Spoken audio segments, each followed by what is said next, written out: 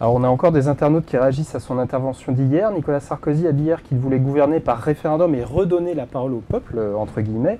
Est-ce à dire que le peuple l'avait perdu cette parole ces 5 dernières années? Alors précisons les choses. En fait, qu'est-ce qu'il dit Nicolas Sarkozy? Il dit qu'en cas de blocage du système, il donnera la parole au peuple. On prend la réforme des retraites, par exemple, qui est symptomatique par rapport à cela.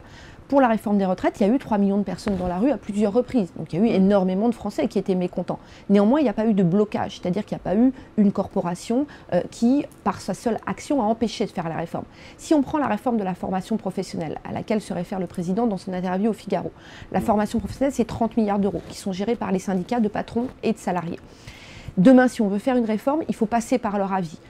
Si eux ne souhaitent pas faire cette réforme, s'ils bloquent cette réforme, là, à ce moment-là, on passera. Donc le référendum, c'est pour passer outre l'avis des syndicats, les corporatismes, c'est pour passer outre les corporatismes, les individualismes, et faire en sorte que l'intérêt général soit sauvegardé. Deuxième exemple, la règle d'or. Nous souhaitons absolument, et c'est fait partie des engagements européens qui ont été pris dans le cadre de l'accord A25, mettre en place une règle d'or pour empêcher demain les gouvernants de voter des budgets en déséquilibre. Aujourd'hui, nous n'avons plus la majorité au Sénat. Nous comptons bien regagner la majorité à l'Assemblée nationale, mais néanmoins, si nous gagnons, nous n'aurons pas les 3/5. Donc si nous voulons mettre en place cette règle d'or de sincérité budgétaire, nous en appellerons à la voix du peuple. Donc c'est parce qu'il n'y a pas eu de blocage important que le référendum n'a pas été plus utilisé pendant ce quinquennat? C'est tout à fait ça. Il n'a pas été utilisé du tout, parce qu'il n'y a pas eu de blocage institutionnel. Le référendum doit être utilisé à partir du moment où des individualismes, des corporatismes empêchent la voix de l'intérêt général de s'exprimer. On a quand même vu des choses, enfin des réformes dans lesquelles il aurait pu être utilisé. Il y a eu d'abord le traité de Lisbonne, tout simplement, puisqu'il s'agissait au départ d'un référendum européen. Pourquoi ne pas avoir fait de référendum à ce moment-là? Parce que, il y a eu un référendum qui a été perdu. Après, il y a eu une renégociation, c'est-à-dire la renégociation qui a été portée d'ailleurs dans le cadre de la campagne de Nicolas Sarkozy. Souvenez-vous qu'en 2007, Nicolas Sarkozy a très clairement dit dans sa campagne que s'il était élu, il passerait par l'Assemblée nationale. Donc le référendum, il a eu lieu en fait en élisant Nicolas Sarkozy. S'il n'avait pas été élu, à ce moment-là, il n'y aurait pas eu nécessité de faire cela. Alors c'est exactement ce que répond la gauche à cette proposition.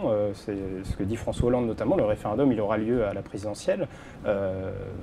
Pourquoi ne pas justement se servir de cette élection comme d'un référendum sur un certain nombre de mesures? Parce que sur ces mesures-là, la règle d'or, si vous voulez, si Nicolas Sarkozy est élu comme je le souhaite, il n'empêche que il peut être élu en disant « je mettrai en place la règle d'or ». Non, il faut la majorité des 3/5 pour modifier la Constitution. C'est comme ça, si vous voulez. C'est-à-dire que même s'il est élu, même s'il dit « je vais mettre en place la 3/5, la règle d'or », pour modifier la Constitution, il faut la majorité de 3/5.